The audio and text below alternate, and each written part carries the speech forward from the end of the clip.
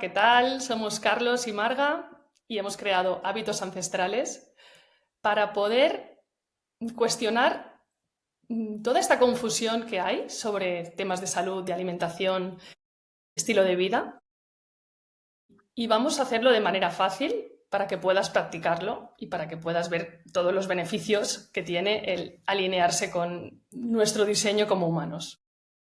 Esta cuestión es súper interesante porque va a repercutir, a ti que estás viendo esto, en algo muy importante y es tu salud, tu funcionamiento. Va a optimizar la maquinaria de manera que no solamente te vas a sentir mejor, que incluso vas a poder mejorar muchísimo tu salud en momentos en los que, bueno, en situaciones en las que puedas estar viviendo muy oscuras incluso. Y tenemos esa experiencia de gente que está muy enferma aplicando estos conceptos de que vamos a hablar ahora, cómo han mejorado drásticamente, dramáticamente su salud, pero encima también su imagen, porque una cosa va de la mano de la otra. Cuando el cuerpo empieza a funcionar eficientemente, la grasa acumulada se va perdiendo, nos encontramos mejor. Bueno, ya hablaremos de todo esto poco a poco, pero ahí vamos, vamos con esta cuestión tan interesante, ¿no? ¿Qué hay, Marga?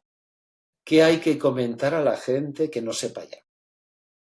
Yo empezaría, Carlos, por la base que nos hizo a nosotros explotar la cabeza. Nos hemos estado enfocando en un nutriente esencial que nos han vendido como es, no puede faltar, y en cambio nos hemos dado cuenta que es todo lo contrario. Sabéis que tenemos lo que se llaman macronutrientes, que son los tres nutrientes energéticos, los que nos dan energía, ¿no? Y otras funciones, por supuesto, pero son los que están en mayor cantidad. Vale, pues nos hemos enfocado en que deberíamos tener en cada comida el que se llama hidratos de carbono o glucosa. Pues están las grasas y las proteínas, como otros dos grupos de macronutrientes, que son los que realmente no pueden faltar. Y empezando por aquí, que para mí sería la base, la pirámide alimentaria predica que los hidratos de carbono tienen que estar en la base, y los vegetales y las frutas, y claro, es cuando te das cuenta que no es por ahí. Ya desarrollaremos la nueva pirámide que nosotros creemos y confiamos, pero básicamente es los nutrientes esenciales, ¿no, Carlos? ¿Cuáles son? Sí, total, total. O sea, el hecho de cuando estudias temas de nutrición, bueno, ¿qué te voy a contar a ti, no? Pero para el público en general, los aminoácidos esenciales, o sea, que hay ciertos aminoácidos, ciertos ladrillos de la proteína que los tenemos, bueno, esencial significa, para empezar, que necesitamos consumirlos porque el cuerpo no los puede fabricar. Entonces, hay que consumirlos obligatoriamente. Entonces, claro, hay aminoácidos esenciales, hay grasas esenciales que hay que consumir, pero lo que no hay son carbohidratos de ninguna manera esenciales. El cuerpo tiene la maquinaria para fabricar, incluso cuando no se comen, que es un poco la propuesta hacia donde vamos a conducir esta forma de alimentarse, tiene su forma de fabricar la glucosa que necesite. Entonces, claro, esto ya da una pista, ¿no? Aminoácidos esenciales, grasas esenciales y la glucosa no. Bueno, pues sin embargo, lo que decías tú, está presente constantemente en nuestra alimentación. Sí, y lo que escucho mucho en médicos es, por ejemplo, la gente que viene a consulta y están con los carbohidratos lo mínimo y en cambio tienen otro tipo de alimentación más rica en grasas y proteína, le dice el médico, por ejemplo, que ¿para qué hay que forzar esta máquina teniendo el combustible fácil que es la glucosa? ¿Por qué vamos a forzar al cuerpo a tener que vivir de las grasas? Es como simplemente hablan de, bueno, si tienes un sustrato más fácil, ¿por qué no aprovecharlo ahora que ya no tenemos escasez? Pero claro, no tienen en cuenta nuestro diseño como humanos, que en esa época no había esta cantidad de carbohidratos, y no tienen en cuenta el daño que está haciendo el depender de esta fuente de energía tan rápida y tan disponible. Cambiar un sistema energético por otro, los beneficios que conlleva eso. A mí permíteme divagar un poquito con esta cuestión. Me hace gracia Porque claro, esta alimentación que vamos a proponer la llamamos alimentación ancestral, que bueno, obviamente por lo que dice Marga, ¿no? Porque se ciñe un poco al diseño, a lo que nos hizo ser, la alimentación que nos ha hecho lo que somos durante millones de años. Entonces, claro, hacer una dieta de ese tipo, una alimentación de ese tipo, parece que a esto le llamamos ponerse a dieta, cuando no es ponerse a dieta. Es decir, es nuestra forma natural de nutrirnos. Quiero decir, es como si fuera un hábito forzado, y lo es porque no estamos habituados a ello. En mucho tiempo estamos comiendo de una forma totalmente antifisiológica, vamos a verlo aquí. Pero claro, etiquetarlo de dieta es como para mí es un poco una idea que nos lleva a que es algo momentáneo, circunstancial, para sanar, para adelgazar, para conseguir un objetivo y luego volver a la normalidad. No, no, que la normalidad debería ser lo que vamos a hablar aquí. De hecho, déjame decir otra cosita y ya me callo, Marga y yo no estamos hablando de la teoría, que también la vamos a sustentar. De hecho, tenemos formaciones, tenemos información en la web y tal, ya hablaremos de esto al final, para poder sustentar fisiológicamente y bioquímicamente lo que vamos a hablar aquí.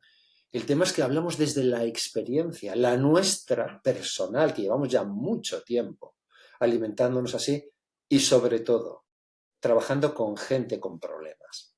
¿Qué pasa en esos cuerpos? Hablamos desde la experiencia.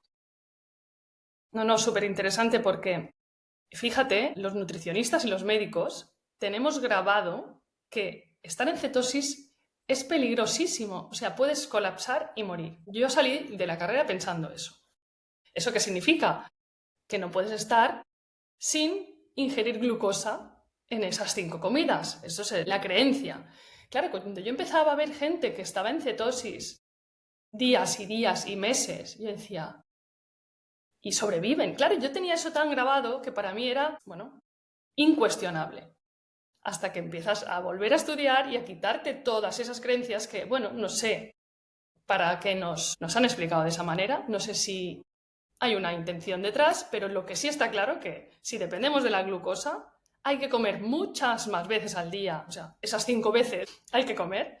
Eso nos hace clientes de por vida de la industria alimentaria, porque no es rentable comer grasa y proteínas. Para la industria no es rentable. Y claro, empiezas a pensar mal, empiezas a decir, bueno, entonces, ¿qué intenciones puede haber detrás, no?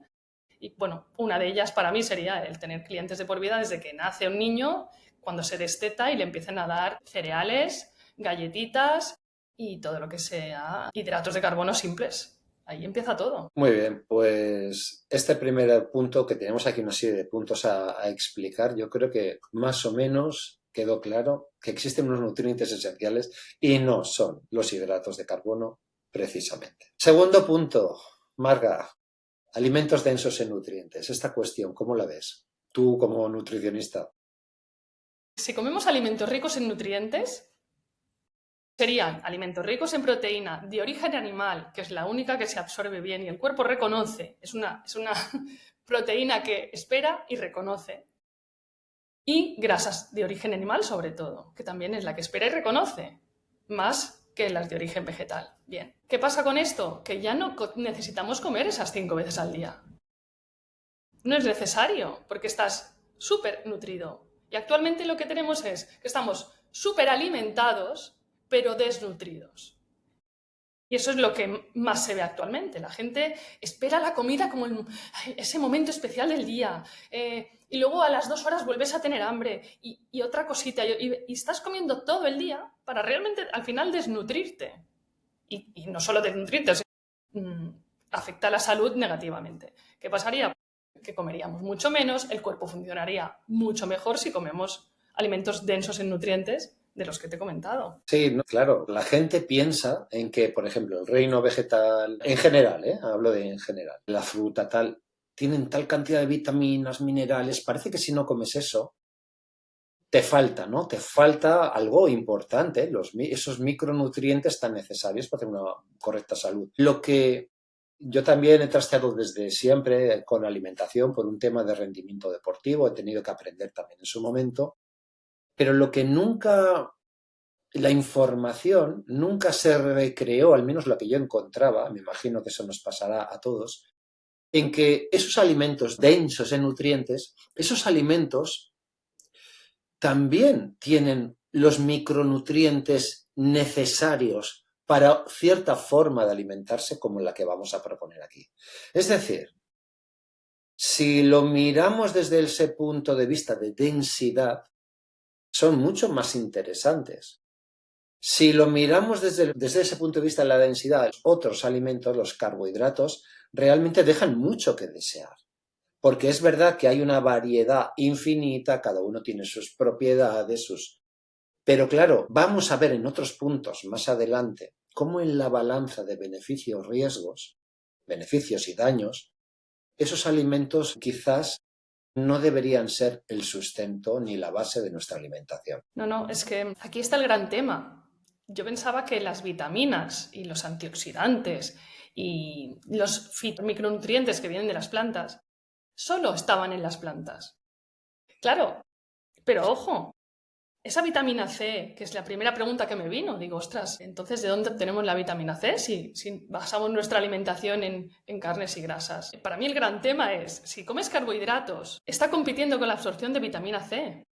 Por lo tanto, estás eliminándola continuamente, la vitamina C que estés comiendo de los vegetales. Eso es uno de los puntos negativos que tiene el comer carbohidratos. Por lo tanto, cuando dejas de comer tanto carbohidrato y comes carne fresca, que en la carne fresca hay vitamina C, es como, claro, la estoy aprovechando toda, mi cuerpo reconoce la carne y esa vitamina que tenga esa carne fresca, pues la estoy aprovechando. O al menos no estoy eliminando la que puede haber comido en otro tipo de alimentos. Ya, esto ya para mí es uno de los grandes motivos para... En una ocasión, sí, en base a lo que estás diciendo ahora, Marga, en una ocasión vi en un debate también sobre este tema de la vitamina C. No, la carne no tiene vitamina C. Si miran las tablas, bueno, y ahí había información de que eso no es cierto. Llegó un momento en que se considera tan baja la cantidad que la ponen como cero o despreciable, pero no es cierto, sí que contiene. Y la carne de pasto, concretamente, comparado con otro tipo de carnes de supermercado de animales que no han visto el sol en su vida ni han salido a, ¿sabes? Evidentemente es otro mundo interior de esos animales y aportan otro tipo de nutrientes, están carentes. Pero esa pequeña cantidad, como dices tú, como no tiene competencia, es suficiente. Pero comento esto porque habrá tablas donde mires y verás que la vitamina C en la carne es cero. No es cierto. Se decidió ponerlo cero porque se consideraba despreciable. Pero es que en una pequeña cantidad... ¿Dónde fue? En las guerras napoleónicas, me parece. Creo recordar que quitaban el escorbuto a los soldados comiendo los caballos que iban muriendo en la guerra, carne fresca, que eso sí que comían carne de pasto, no tiene nada que ver con... Pues esa fue una forma de quitar el escorbuto. Entonces, hay registros históricos también de esto que estamos diciendo y bueno, interesante. Sí.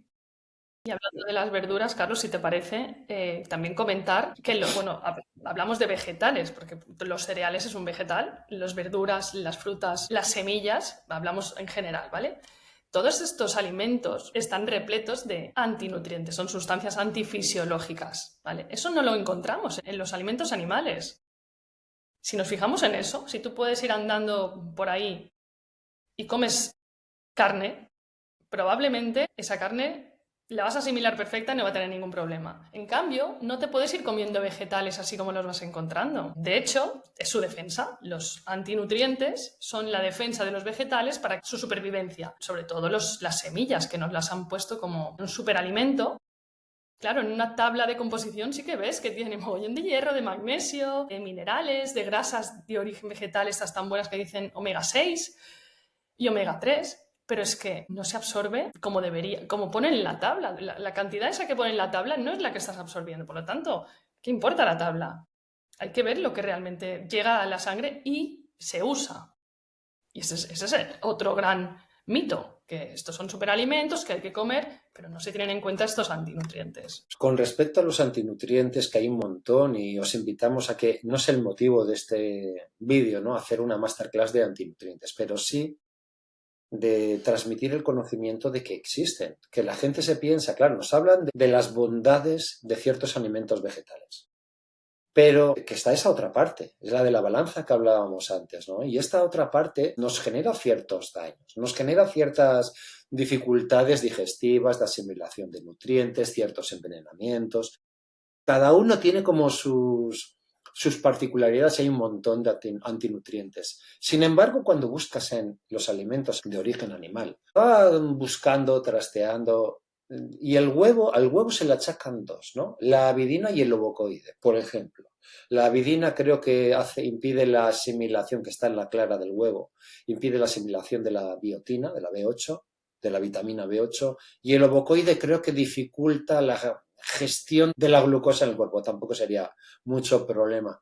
Esos son los dos únicos, bueno, alguno en el marisco, también dicen que hay alguno en el marisco y en algún pescado. Es decir, estamos hablando de algo súper puntual y muy anecdótico en algunos alimentos de origen animal. Sin embargo, si observas las legumbres, como dices tú, ¿no? Cereales, las verduras, están plagados. Esto ya tiene que darnos un poco una pista, ¿no? ¿Por qué nos sientan tan mal? ¿Por qué nos desnutren, impiden que asimilemos ciertas cosas en la digestión? Son pistas que hay que tener en cuenta porque, claro, el tema de las legumbres, cómo producen gases, por ejemplo, de esa manera, esto es una pista de que hay unas reacciones que con la carne no te va a pasar. Comiendo un buen pescado no te va a pasar. Y digo un buen pescado porque al igual que con la carne, es un desastre lo que está pasando hoy día, ¿no? Carnes de mala calidad contra carnes de pasto. Pescados en alta mar que han vivido en un entorno salvaje comparado con la piscifactoría. Pues tenemos un problema con ese tipo de alimentos. Pero eso no significa, yo lo tengo claro, yo prefiero comer alimentos de piscifactoría y que es mejor que no, en ambas opciones, tanto en la carne como en el pescado, que basar mi alimentación en plantas, porque yo tengo esa experiencia. Yo he sido vegano durante 5 años. He sido vegetariano, ovo vegetariano durante 19 años. Estricto. Es decir, tengo esa experiencia.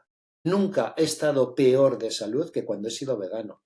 Y he sido vegano convencido de que, además de hacerme sentir bien, por motivos obvios, ¿no? Los animales, el medio ambiente y todo esto, desde la teoría que yo manejaba entonces, estaba convencido de que era bueno para mi salud, que era la mejor opción, pero nada más lejos de mi realidad. Ya hablaremos de esto en otros vídeos, ¿no? Pero vamos, que el tema de los antinutrientes es súper importante, o sea, es una cuestión de la que no se habla. Estas son las verdades del barquero que vamos a soltar aquí en este vídeo. Sí, sí, y además también es que hay tantos puntos que podríamos comentar, pero por ejemplo, que ahora se habla tanto de las mitocondrias, de tener sanas las mitocondrias de las células, que es el motor, digamos, donde se genera la energía. En el momento que estamos comiendo nuestra base de alimentación basada en carbohidratos, como esos alimentos tienen energía rápida, las mitocondrias consideran, o sea, como ya hay mucha energía disponible, ¿para qué generar más mitocondrias o para qué estén funcionando al máximo potencial? No hace falta, tenemos energía rápida, entonces... Y esto es uno de los motivos porque si basas tu alimentación en carbohidratos, la función mitocondrial va bajando también. Y se nota no solo en la energía, sino es que se está hablando hasta de las canas y del envejecimiento relacionado con la función mitocondrial. O sea que es una pasada todo lo que está saliendo y hay evidencia científica sobre todo lo que estamos hablando, no nos estamos inventando nada. Pero claro, todo te cuadra al final, dices, claro. Entonces, si basamos nuestra alimentación, o sea, nuestra fuente energética de las grasas, la mitocondria va a funcionar mucho mejor. Ese es uno de los grandes motivos para cambiar esta fuente energética. Ahora que hablas de las mitocondrias, súper interesante. Yo como estoy muy metido en el tema del rendimiento deportivo y estoy en aplicación desde hace más de un año con este tipo de alimentación, si hay algo que me ha sorprendido, porque claro, mi base siempre ha sido hidrato de carbono. Energía abundante, tal, sí, todo eso es verdad. Claro, lo que no conocía era el coste. Allá hablaremos de esto. Pero desde que estoy explorando esto, claro, hay un periodo de adaptación. quizás, pues eso, es un cambio, es un proceso que hay que pasar. Llevamos décadas de nuestra vida viviendo así, ahora vamos a vivir así, hay que adaptarse. Microbiota, tal, hay muchas cosas que se tienen que adaptar. Pero lo que sí que he experimentado, y esto viene al hilo de lo que estabas diciendo, es que esa famosa proliferación mitocondrial por demanda, es decir, hay una adaptación cuando se lo permites y le das el ambiente y empiezas a usar las grasas como fuente de energía, hay una proliferación mitocondrial. Es impresionante. Yo solo noté como el tercer mes, tercero o cuarto, que empezó a aparecer una energía cada vez mayor. Iba a decir como cuando tomaba hidratos. No, porque cuando tomaba hidratos vivía inflamado. Ahora tengo esos niveles de energía. No voy a decir qué más. Esos niveles de energía, pero con una sensación de desinflamación que me hacen vivir una experiencia mucho más placentera. Es decir, me siento sano y me siento fuerte. Y el rendimiento va mejorando, ¿no? Y esto no es un tema mío. He visto a ciclistas que hablan de esta alimentación, también hablan de esa idea, y he podido corroborar, o sea, tal cual. Las mitocondrias se adaptan, proliferan, si hace falta una demanda energética aún mayor. Pero en el entorno que tú decías, ahí no ocurre eso. Hay esa merma de la que hablabas. Tal cual, sí. Y cuando dependes de las grasas como fuente energética, viene esta maravilla de libertad. Libertad de no tener que ir buscando comida porque voy a desfallecer. Confías. Confías que tu cuerpo va a ir dándote la energía gradualmente sin estas señales de hambre, de esas hipoglucemias después de comer carbohidratos. El hambre es más intuitivo, sabes lo que necesitas. El hambre se regula solo. Pero también es un proceso, porque al principio, en mi caso, y hay mucha gente que sí que le recomiendo comer así, en mi caso, al principio tenía hambre cada 2 por 3, aunque hubiera comido alimentos densos en nutrientes. Claro, mi cuerpo esperaba la glucosa y me pedía otra vez comer, aunque estuviera saciada, porque claro, todavía dependía de esa energía. Por mucha grasa y proteína que hubiera comido, aún no sabía obtener energía de la grasa.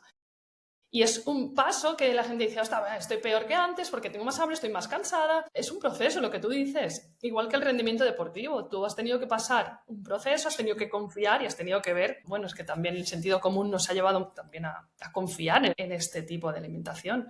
Pero es que es verdad que se regula básicamente todo de forma natural y te puedes dedicar a vivir mientras sabes que tu cuerpo está haciendo lo que sabe hacer, que no todo tiene que venir de fuera en suplementos, en medicación, en profesionales. No, no, tú deja de dar molestias al cuerpo, deja de molestarlo, tanto con alimentos como con luces artificiales o con estilo de vida que no toca, y él se regula.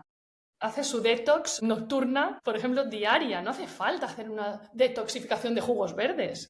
Claro, es que cambia tanto todo el paradigma que tenemos instaurado, que bueno, que necesita un proceso, necesita sobre todo un acompañamiento, porque vienen muchas dudas y vienen ese miedo de estaré haciendo todo lo contrario a lo que me están recomendando los médicos, por ejemplo. Por suerte no todos, porque conocemos varios ya que están actualizados, pero es verdad que es mucho el cambio. Sí, una pasada. Yo estoy gratamente sorprendido con esta forma de comer, ¿eh? Yo, fíjate, vengo del levantamiento con pesas, es un poco la disciplina que siempre he hecho, que sigo haciendo.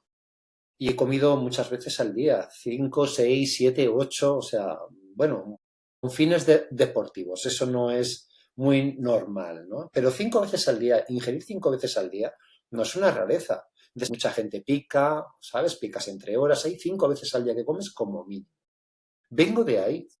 Y sin embargo, hoy día que estoy rindiendo, estoy flipando porque a la edad que me toca ya vivir esto, tengo una fuerza y una energía mucho mayor que en muchos años atrás, donde he llevado otro tipo de alimentación, como comentaba antes.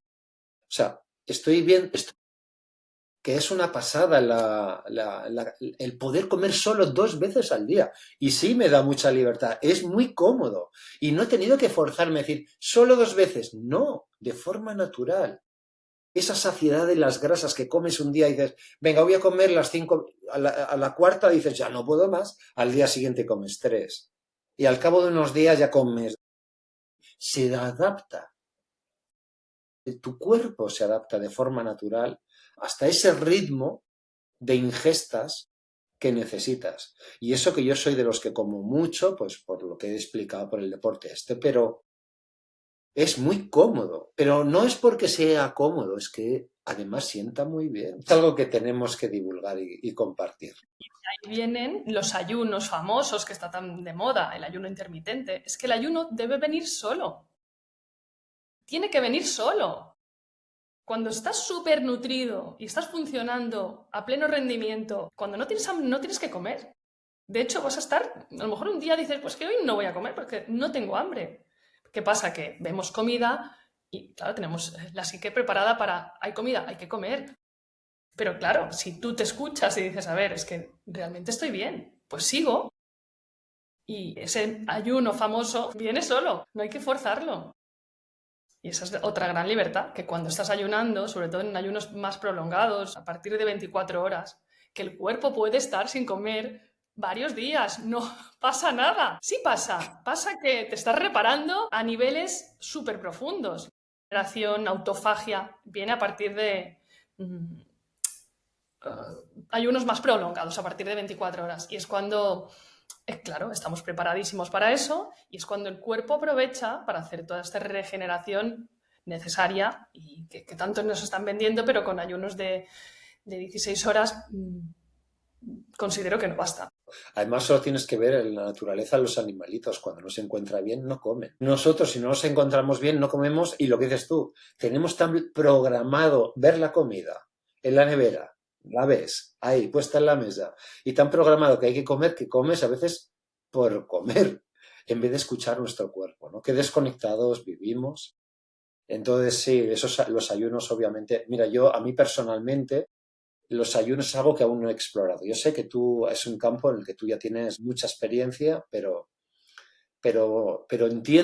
entiendo que puede tener cabida incluso para mí en un momento dado, aunque no soy muy dado a eso, por el tema de la fuerza y este tipo de cuestiones que ando. Pero sí, sí, esos mecanismos naturales de reparación están ahí y son un tesoro cuando hacen falta, ¿eh?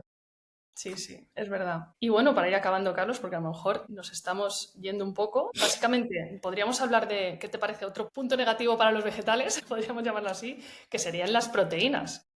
Esas proteínas tan famosas que nos dijeron que, bueno, que mejor comer proteína de origen vegetal, porque ya de paso ya no viene acompañada de esa grasa saturada que decían que era tan mala y que, bueno, no tiene nada que desear unas lentejas con arroz de la carne roja. Otro gran mito de que tiene la misma cantidad de aminoácidos y ya está, se puede sustituir y ahí vas a estar más saludable, ¿no? Si quieres Sí, no comentar. sé, sí, bueno, a mí me gustaría decir una cosa, ¿no? Y pensaba antes, unas horitas, pensando un poco en esta grabación, estaba pensando en nuestro diseño, desde ese antecesor de lo que somos a lo que somos, es toda esa evolución de comer, de ser cazadores recolectores, todo un proceso, ¿no? De adaptación, de una forma de comer de los monos a lo que se supone que hemos vivido durante todo ese periodo de tiempo. Cazadores recolectores, hay muchos indicios de la acidez en el estómago, la longitud de los intestinos, hay muchas cosas, los dientes, tal. No vamos a entrar aquí hoy. Yo no veo, no, punto uno, hay que juntar legumbres con cereales para tener una proteína completa. O sea, para una proteína que combinen los aminoácidos y suplan al ser humano de esos aminoácidos esenciales, ¿no? O sea, nosotros durante todo ese tiempo hemos andado con cuidado de mezclar esto y lo otro. No ocurrió nunca. No era. Nosotros cazábamos, pescábamos. Si comíamos algún fruto o baya o lo que fuera que encontráramos, también, no sé si alguna raíz, no lo sé, pero probablemente. Pero estas combinaciones forzadas, a mí es como que me chocan muchísimo. Entonces ya me dejan entrever que para empezar esa fuente de como proteínas, no. Pero es que encima está el tema del gluten. El tema del gluten, en el caso de los cereales, es un tema que está generando muchos problemas en esta sociedad. Claro, pensamos en los celíacos, pero la cosa va mucho más allá de los celíacos. Un celíaco tiene una enfermedad muy aguda referente a esa hiperreactividad con el gluten, sí, pero hay mucha gente que es muy sensible a este tipo de proteínas vegetales, que les produce unas enfermedades incluso neuronales cuando no se presentan a nivel intestinal, por ejemplo. Es decir, todavía hay mucho desconocimiento del impacto del gluten. Me gustaría que, Marga, explicaras un poquito sobre, no sé, la gente ya conoce del gluten, ¿no? Pero cosas muy básicas que quizás ayuden a comprender un poco por qué ocurre ese daño. Es que el gluten es una proteína que además no nos sirve como para formar estructura, como es una proteína con sus aminoácidos. Y el gluten es, bueno, actualmente, sobre todo, en el trigo actual, hay mucha más cantidad de gluten, ¿vale? O sea que esto que llamamos pan que compramos actualmente, eso no, bueno, primero no es pan, porque no lleva la fermentación que toca, no se ha hecho con masa madre y lleva una cantidad de gluten que hace mucho más daño a todos, no solo a los celíacos. Y esa proteína daña la microbiota intestinal. Y no solo que la daña, ahora que hay tantos problemas de SIBO y problemas que hacen muchas analíticas de heces para ver qué está pasando por ahí dentro, pues el gluten y diría más proteínas vegetales en general dañan la microbiota y la dañan, que es la primera capa que tenemos de protección de la mucosa intestinal, y al dañarla queda más expuesta la pared intestinal y puede ser más porosa, que eso también es lo que está provocando la proteína de origen vegetal. Es perforar la pared intestinal y entrar a sangre sustancias más grandes de las que deberían entrar. Esto se relaciona mucho con enfermedades autoinmunes. O sea, de eso ya hablaremos, pero sí, se está relacionando las enfermedades autoinmunes con las proteínas vegetales. Eso que cuentas es muy interesante porque la última vez que vi el listado de enfermedades autoinmunes, porque todo esto es como que se va ampliando el conocimiento poco a poco, y no sé si van sobre 80 o algo así. Muchísimas enfermedades muy variopintas que igual uno ni siquiera ha pensado nunca que fueran autoinmunes.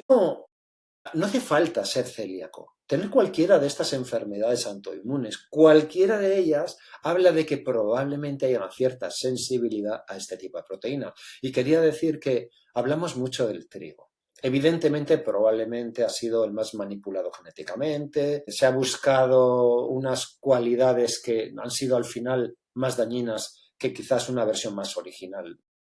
Pero la realidad es que todos los cereales tienen su gluten, su tipo de gluten. Y una vez que ya tienes una herida con el gluten, ya tu sistema inmune tiene archivadas esas moléculas como agentes agresores. Cambiar a otro tipo de cereal, o sea, el trigo, la cebada, el centeno, el maíz, la avena y no sé cuál me queda por ahí. Todos, Incluso el el trigo. arroz, incluso el arroz, tienen su propio gluten. Tienen sus prolaminas, sus glutalinas, tienen sus fracciones ahí. Y unos serán peores, otros serán menos dañinos, pero todos ellos, para cuando ya eres una persona que está tocada con este tipo de estructuras, de moléculas, todos ellos pueden detonar cierta reactividad. Unas pasarán más desapercibidos, otros serán más agudos. Pero en general no son alimentos que ayuden a la microbiota, al contrario, lo que tú decías. Tienden a hacer ciertos agujeritos en la mucosa intestinal, es decir, habiendo unos más agresivos que otros, ¿eh? Estamos de acuerdo ahí. Pero claro, ¿qué pasa cuando retiras todos de tu alimentación? En caso de procesos severos, hablo de enfermedad, cuando realmente te pones muy a saco con este tema, ahí ves un cambio dramático. Pero claro, existen, por ejemplo, Marga, ¿no? Me gustaría que hables, antes de despedir toda esta conexión, me gustaría que hablaras un poquito sobre esas diferentes formas de aplicar esta alimentación. Para casos muy agudos, para casos de gente que igual no está tan mal o están saliendo de un proceso de enfermedad. ¿Cómo lo plantearías tú, este Claro. tipo de alimentación? Sí, es verdad que hay varias maneras, pero hay que tener claro que son unos cánones que son para todos. Se puede llegar de una manera o de otra. Y hay que darse cuenta que lo que más cuesta a la gente es darse cuenta de la dependencia, de la adicción que hay a estas sustancias, a los carbohidratos, aunque estén camuflados de trigo sarraceno que no tiene gluten y tiene... es igual, estás dependiendo de un grupo de alimentos que no te está aportando mucho, ¿vale? Todo lo que hemos comentado. ¿Qué se puede hacer? Bueno, pues puedes pasar este mono a pelo me refiero, voy a dejar a partir de ahora todos estos alimentos que no me van bien, voy a basar mi alimentación en esto otro y voy a ser consciente de que voy a tener esta dependencia, que voy a estar un tiempo con energía por los suelos, que voy a no poder tapar mis emociones con lo que hacía hasta ahora. O sea, me siento triste como dulce. Voy a tener jolín, que convertirme en mí misma de verdad. O sea, voy a ser yo de una vez, sin estar manipulada por el hambre ficticio, por la dependencia, por todo esto. Y esto es un camino. ¿Se puede hacer gradual? Claro que se puede hacer gradual. Podemos hackear un poco la dependencia al dulce o ir bajando el umbral con con un tipo de alimentos que no sean tan dañinos. Depende de cada persona. Hay gente que, bueno, claro, antes de tirarse por un balcón, mejor que eso como un dátil, ¿vale? Depende de de lo que cada uno, en qué punto esté. La dependencia es brutal, Carlos. O sea, lo digo por mi propia experiencia. Yo pensé que como no comía azúcar, pues no tendría ningún problema en bajar carbohidratos. Pues, ojo, lo he pasado, ¿eh? He pasado el mono. Y sí, es así, no pasa nada. Hay que reconocer lo que nos está pasando y, bueno, se puede acompañar de muchísimas maneras, porque he tenido muchísimas personas en consulta que lo han hecho de diferentes maneras. Las hay que no han vuelto más. Cuando les he dicho, pues mira, este es el camino, si quieres mejorar tu diabetes o tu resistencia a la insulina, tu obesidad, tu dependencia de la glucosa, y claro, no está todo el mundo preparado para esto. Pero el que realmente quiere coger las riendas de su salud, responsabilizarse sobre su propio cuerpo, su propia salud y sobre su vida, porque no solo hablamos de alimentación. Luego vienen muchos otros cambios que vas haciendo y dices, ostras, que me va mucho mejor haciendo esto o lo otro. Y claro, se puede hacer de muchos caminos diferentes. Bueno, y para información sobre todo esto que estamos hablando, tienes nuestro canal de YouTube de Hábitos Ancestrales y también nuestra web, Hábitos Ancestrales. Ahí vamos a hablar, tenemos diferentes formatos en los que te podemos ayudar si te interesa. Si quieres un acompañamiento en grupo, tenemos una forma, si lo quieres individual, tenemos otra forma. Haciendo talleres presenciales, te invitamos a que mires la información y dónde las vamos a hacer y en qué fechas. En fin, ahí en la web vais a tener toda la información que necesitáis. El tema es que nosotros estamos aquí para transmitir algo que hemos visto y que no podemos callarnos ya, ¿no? Trabajando en su consulta en el anonimato entre comillas y yo trabajando en mi consulta en el anonimato entre comillas, pues hemos decidido aunar fuerzas y atrevernos a divulgar algo que no es muy popular por ahora. Cada vez hay más gente, es verdad. No somos los primeros ni seremos los últimos. Pero nos hemos dado cuenta que esto está haciendo mucho bien a nuestros pacientes, mucho bien. Entonces, si tienes alguna enfermedad del tipo que sea, hipertensión, diabetes, enfermedades incluso neurológicas degenerativas, tienen muy buenos resultados con esto. Cualquier tipo, y las autoinmunes que hablábamos antes, que hay un montón de tipos, sobrepeso, la obesidad, no sé si lo dije. Bueno, en cualquier caso, cualquier cosa que tengas en la salud, nosotros somos conscientes, Marga y yo, porque no solo es una nutricionista y yo solo soy un preparador físico, ¿no? Los dos tenemos conocimiento también sobre el mundo emocional y cómo impacta en nuestra vida esa cuestión. Y somos conscientes de que hay más factores que lo que estamos hablando.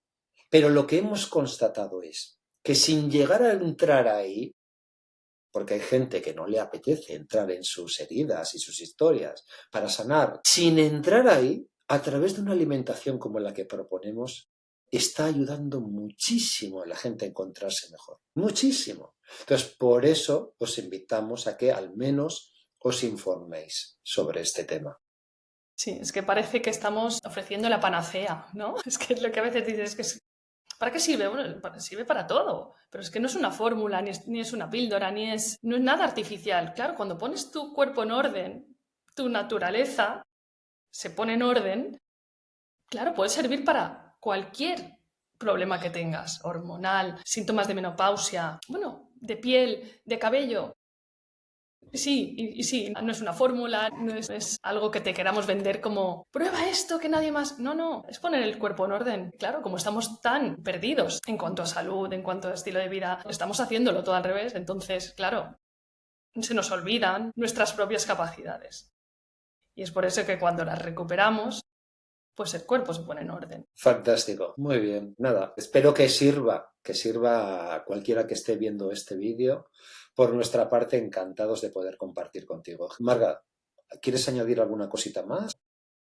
No, yo creo que tienen ya toda la información que necesitan y pondremos nuestro contacto también en el pie del vídeo para que tengan acceso a contactar directamente con nosotros si lo necesitan también. Muy bien, pues nada, muchísimas gracias y hasta la próxima.